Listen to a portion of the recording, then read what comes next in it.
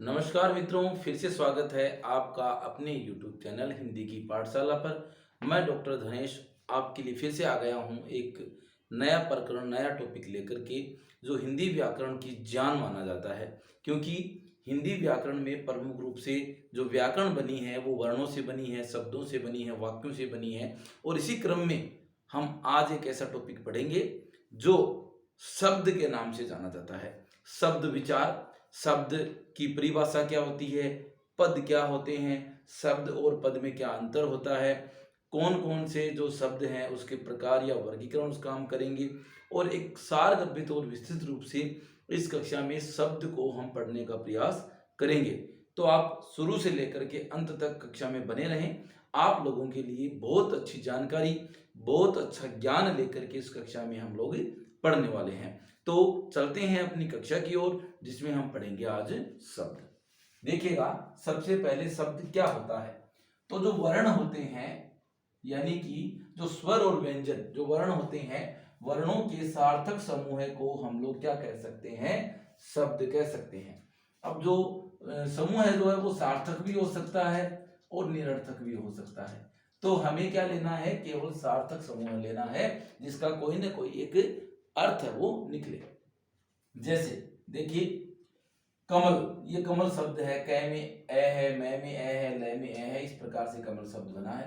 पुस्तक, पै में ऊ की मात्रा है, उसके बाद जो स है फिर हलंत है, तय में ए है, कै में ए है, तो इस प्रकार से पुस्तक शब्द है वो बना है। पद की परिभाषा, देखिए पद और शब्द में क्या अंतर होता है। बहुत सारे आप लोग स्टूडेंट हैं, इनको ये पता नहीं होता कि पद क्या होता है और शब्द क्या होता है। तो मैं आपको बता दूं सीधी सी भाषा में, जब तक कोई शब्द अकेला प्रयुक्त होता है वो शब्द कहलाता है, और जो ही वो वाक्य में चला जाएगा, यानी जैसे राम आम खाता है, तो राम इस वाक्य में क्या है, पद है। इस प्रकार मैं अलग लिखूं राम श्याम मोहन सीता, तो वहां पर वो अलग क्या है, वो वहां पर शब्द है। जो ही वाक्य में प्रयुक्त हो जाएगा पद कहलाएगा, और अलग जो प्रयुक्त होगा वो परम रूप से क्या होगा, आपका शब्द कहलाएगा। देखिए, जैसे वर्णों का कोई सार्थक समूह है, जब तक अकेला प्रयुक्त होता है तब तक वह शब्द कहलाता है। देखिए, कमल, पुस्तक, सीता, गीता, ये सब क्या है, शब्द है। एवं जब उसका वाक्य में प्रयोग कर दिया जाता है तो वह पद कहलाता है।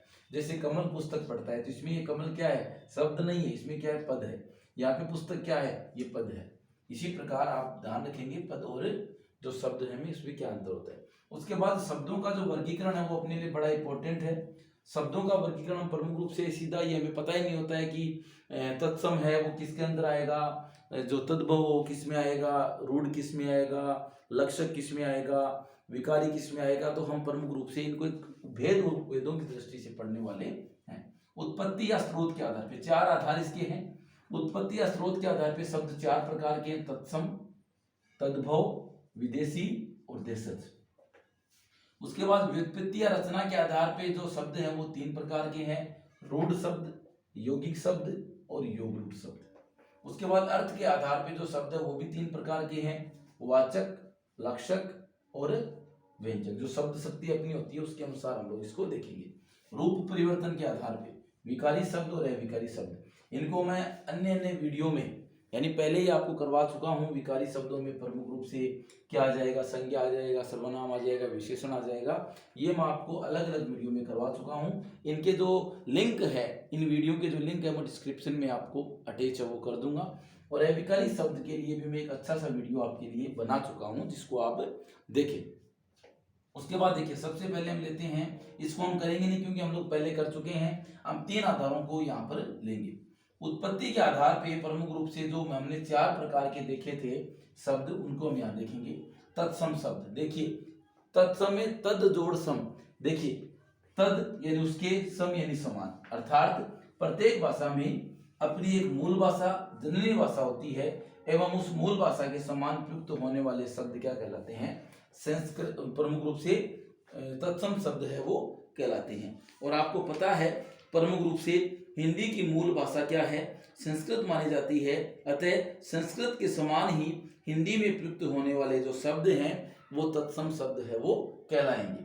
और ये मैंने यहाँ पे बहुत सारे तत्सम शब्द लेने का प्रयास है वो किया है। और तत्सम और तद्भव शब्द है वो बहुत अथाह भंडार है। ठीक है। तत्सम और तद्भव, किस तत्सम को हम लोग हिंदी में तद्भव क्या कहेंगे, इसके लिए एक अलग से वीडियो हम बनाएंगे जिसमें सारे शब्दों को समाहित करने का प्रयास करेंगे। आज की कक्षा में हम प्रमुख रूप से यही समझने का प्रयास करेंगे कि तत्सम होता क्या है, तद्भव क्या होता है, और विदेशी भाषा के शब्दों को भी हम अलग एक वीडियो में अटैच करेंगे, क्योंकि यदि हम इसको लेकर के चलेंगे अभी तो बहुत बड़ा वीडियो हो जाएगा, जो आपके लिए थोड़ा सा देखने में दिक्कत है वो हो सकती है। तो तत्सम के बहुत सारे शब्द, विदेशी भाषा के बहुत सारे शब्द जो मुख्य हैं उनके लिए हम अलग से वीडियो लेकर के आएंगे। तो देखिए ये जो शब्द हम ले रहे हैं ये प्रमुख रूप से कौन से हैं, तत्सम शब्द हैं। और जब हम तद्भव आगे पढ़ेंगे तो इन्हीं का हम क्या करेंगे, तद्भव वो बना देंगे। जैसे सूर्य, चंद्र, अग्नि, आम्र, आम्रचूर्ण, अम्लक, अम्लिका, भ्राता, भगिनी, द्विवर, ज्येष्ठ, मुख, नासिका, दंत, अक्षी, घोटक, घोटिका, घट, घटिका, गंधर्व, उष्ट। इनका बहुत सारा आपको पता है, परंतु यहां पर इनका अर्थ नहीं बता करके मैं क्या करूंगा, आगे जब हम तद्भव पढ़ेंगे जस्ट अभी, इसमें मैं इन सभी का जो तद्भव अर्थ है या जो मूल हम हिंदी में प्रयुक्त करते हैं, ये संस्कृत के रूप है ना, तो वो हम पढ़ने का प्रयास वो करेंगे। तो वीडियो में आप लगातार बने रहिएगा।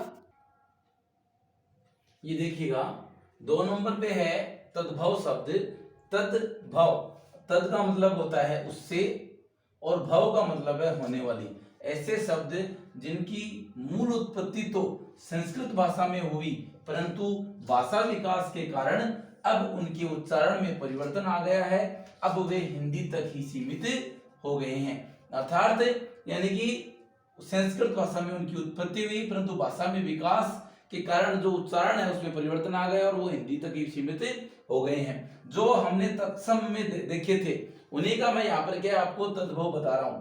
जैसे सूरज, जैसे हमने सबसे पहले किया था, दो सूर्य था तो सूर्य का सूरज, चंद्रमा का चांद, अग्नि का आग, अम्र का आम, अम्रलक, अम्रचूर्ण था जिसका हो गया अमचूर, आंवला, इमली, भाई बहिन, देवर द्विवीर का, ज्येष्ठ मुंह है, नाक, दांत, आंख, घोड़ा, घोड़ी, घड़ा, घड़ी, गधा, ऊंट इत्यादि। यानी जो हमने तत्सम भाषा में शब्द देखे थे उनका ये क्या है, तद्भव रूप है। उसके बाद 3 नंबर पे है देशज शब्द। देश जोड़ जय अर्थात देश में ही जन्म लेने वाले। स्थान विशेष, देश का मतलब हो गया स्थान विशेष, जय का मतलब हो जन्म लेने वाले। ऐसे शब्द जो किसी स्थान विशेष के लोगों द्वारा अपनी आवश्यकता अनुसार बना लिए जाते हैं, सीमित क्षेत्र में ही प्रयुक्त है वो होते हैं। भाषा स्रोत इसके अज्ञात रहते हैं कि ये कहाँ से उत्पन्न हुए और किसी चीज में, किसी भी बुक में या किसी भी पुस्तक में, किसी भी डिक्शनरी में इसका उल्लेख है वो नहीं मिलता है। उदाहरण है देखिए, टाबर, टिंगर, छोहरा, छोहरी, गड़बड़, उबड़ खाबड़, घेवर, भीड़, रेवड़, थप्पड़, खिड़की, फटाफट, खचाखच। ये शब्द है हम लोगों ने मतलब एक क्षेत्र विशेष होता है, वहां के लोगों द्वारा इनको गढ़ लिया जाता है, बना लिया जाता है और अपनी सुविधा के लिए इसको उच्चारित किया जाता है, काम में लिया जाता है। इनके भाषा स्रोत है वो ज्ञात रहते हैं। उसके बाद देखिए 4 नंबर पे विदेशज शब्द। विदेशी, विदेश और जय, विदेश में जन्म लेने वाले, विदेश में जन्म लेने वाला। ऐसे शब्द जो भारत देश के अलावा किसी अन्य देश की भाषा में हिंदी में शामिल कर लिए जाते हैं तथा आज वे हिंदी में इतने गुण मिल गए हैं कि उनको हिंदी से अलग नहीं किया जा सकता। जैसा कि आपको भी पता है, अंग्रेजी भाषा, उर्दू भाषा, अरबी भाषा, फारसी भाषा, जर्मन भाषा, तुर्की, ये बहुत सारी ऐसी भाषाएं हैं जिनके शब्द हिंदी में प्रयुक्त किए जाते हैं और हिंदी में इस प्रकार से वो मिल गए हैं कि उनको हम लोग हिंदी के अलावा या हिंदी से अलग वो नहीं कर सकते। देखिए जैसे अंग्रेजी भाषा के शब्द पेन, कॉपी, रजिस्टर, मैं तो ये बहुत कम उदाहरण ले रहा हूँ, बहुत सारे ऐसे शब्द हैं। School, college, draft, cheque, car, jeep, bus, radio, television, mobile, court, present, ये प्रमुख रूप से मुख्य मैंने यहाँ पर लेने का प्रयास किया है। अरबी भाषा, आदमी, औरत, औलाद, कुर्सी, किताब, कानून, मुहावरा, तहसील, तारीख, जिला, ये जो परीक्षा में आए हुए जो प्रश्न है ना, उन्हीं को मैं यहाँ लेने का प्रयास वो कर रहा हूँ। फारसी भाषा के शब्द देखिए, हिंदी, दवा, दरवाजा, दीदार, दीवार, शादी, बर्बादी। पुर्तगाली भाषा के शब्द देखिए, आलू, गोभी, पपीता, अनानास, साबुन, बाल्टी, पीपा, अचार, आगपिन। इसके अलावा तुर्की भाषा के शब्द है, मैंने यहाँ पे लिखे भी नहीं है परंतु मैं आपको बोल करके बता रहा हूँ। तुर्की भाषा के जो शब्द हैं वो भी प्रमुख रूप से इनमें शामिल किए जा सकते हैं, जैसे बीबी है, बेगम है, बादशाह है, बहादुर है।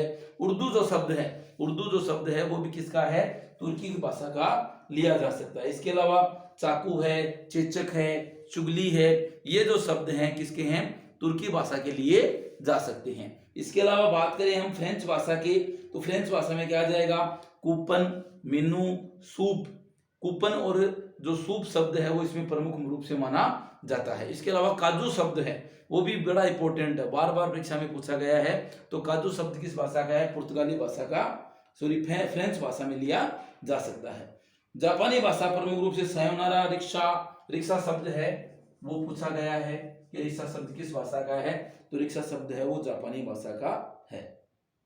उसके बाद है जर्मनी भाषा, जो जर्मन भाषा है उसमें नाजीवाद, किंडरगार्टन, नात्सीवाद, ये जो शब्द हैं प्रमुख रूप से आपके जर्मन भाषा के लिए जा सकते हैं। इसके अलावा उत्पत्ति या भाषा स्रोत के आधार पर ही शब्द के दो अन्य भेद भी माने गए हैं, उनको भी यहाँ पर हम देखने का प्रयास करते हैं। दो प्रकार के जो शब्द हैं जो प्रमुख रूप से उत्पत्ति या भाषा स्रोत के आधार पर ही देखे जा सकते हैं, इनके शब्द है वो भी परीक्षा में पूछे जाते हैं। देखिएगा, संकर का जो शाब्दिक अर्थ होता है वो होता है मिश्रण। ऐसे शब्द जो दो भाषाओं के शब्दों को मिला करके, यानी कि शब्द आपको एक लगेगा परंतु उसमें दो भाषा के शब्द है वो रहेंगे, वो प्रमुख रूप से क्या रहेगा, संकर शब्द है वो कहलाएगा। जैसे रेलगाड़ी, तो रेल किसका आ जाएगा, अंग्रेजी भाषा का, गाड़ी किसका आ जाएगा, हिंदी भाषा का। इसी प्रकार टिकट जो शब्द है वो किसका आ जाएगा, अंग्रेजी भाषा का। और खिड़की है वो प्रमुख रूप से, वैसे तो विदेशज शब्द होता है फिर भी इसको आप लोग हिंदी में ले सकते हैं। इसके बाद देखिए किताब, घर, किताब किसका आ जाएगा, अरबी भाषा का, और घर किसका आ जाएगा, हिंदी भाषा का। इसी प्रकार देखिए जांच शब्द है वो फारसी भाषा का, और कर्ता शब्द है वो प्रमुख रूप से हिंदी भाषा का आप लोग ले सकते हो। इसी प्रकार क्या है, अग्निबोट, अग्नि जो शब्द है वो प्रमुख रूप से संस्कृत भाषा का, और जो बोट शब्द है वो किस भाषा का आ जाएगा, अंग्रेजी भाषा का शब्द है वो आ जाएगा। इसी प्रकार लाठी चार्ज, लाठी जो शब्द है वो हिंदी का है, और चार्ज शब्द किसका है, अंग्रेजी भाषा का है। इसी प्रकार चमक जो शब्द है वो हिंदी भाषा का, और दार एक प्रत्यय माना जा सकता है जो प्रमुख रूप से फारसी भाषा का प्रत्यय आप लोग मान सकते हो, इसलिए इसको फारसी भाषा का शब्द हमें कहेंगे। तो इस प्रकार से आपको समझ में आ गया होगा कि संकर जो शब्द है वो दो भाषाओं के शब्दों को, अलग अलग भाषाओं के शब्दों को मिलाकर के बना लिया जाता है। इसके बाद है अर्ध तत्सम शब्द, ये भी प्रमुख रूप से कुछ ही हैं संख्या में, परंतु आपको पता होना आवश्यक होता है। जो पूर्णतः न तो क्या होते हैं तत्सम, और नए क्या होते हैं तद्भव, और उनको क्या कह सकते हैं, अर्ध तत्सम कहते हैं। जैसे कर्म क्या है, तत्सम है, इसका काम तो क्या हो जाएगा, तद्भव, पर ये जो कर्म इस प्रकार से कह रहे हैं मैं, ये प्रमुख रूप से अर्ध तत्सम हो जाएगा। इसी प्रकार कार्य का काज तो क्या है, तद्भव है, परंतु कारज जो शब्द है वो अर्ध तत्सम कहलाएगा। इसी प्रकार कृष्ण है, कृष्ण का कान्ह जो है वो तद्भव कहलाएगा, परंतु किशन है वो प्रमुख रूप से अर्ध तत्सम कहलाएगा। इस प्रकार के ये शब्द हैं, आपको निश्चित रूप से ये जो क्लास है वो पसंद आई होगी, आपको ये जो ज्ञान है वो अच्छा लगा होगा, और इसी प्रकार जो ज्ञान है वो आपको इन कक्षाओं में मिलता रहेगा। मेरा 100% मैं देने का प्रयास करता हूं। आप यदि इन वीडियो को, इन चैनल में जो भी वीडियो डाले गए हैं उनको यदि आप ढंग से देखते हैं, अच्छी तरीके से इनको देखते हैं, तो आप को निश्चित रूप से आपको कोई दिक्कत है वो नहीं आती है, और दिक्कत आती भी है तो आप कमेंट बॉक्स में जाकर के कमेंट कीजिए, आपको उसका समाधान है वो मिलेगा। यदि आप लोग वीडियो को आपने देख लिया है तो आपको अच्छा लगा हो तो प्लीज आप लोग सब्सक्राइब करें, और वीडियो यदि आपको अच्छा लगा तो अपने दोस्तों के साथ शेयर करें, क्योंकि ज्ञान जितना आप लोग बांटते हैं वो इतना बढ़ता है। और यदि वीडियो अच्छा लगा हो तो आप लाइक भी कर दें, और सब्सक्राइब के साथ साथ, सब्सक्राइब पहले क्या था, रेड कलर का था, परंतु अब क्या है, ब्लैक कलर का आता है, काले रंग का आता है, और एक गोलाकृति लंबी आकृति में आता है, उसको आप क्लिक करें, और साथ ही बेल आइकन को भी दबा दें ताकि हर आने वाला वीडियो आप तक आसानी से आता रहे। मिलते हैं नेक्स्ट वीडियो में, तब तक के लिए धन्यवाद।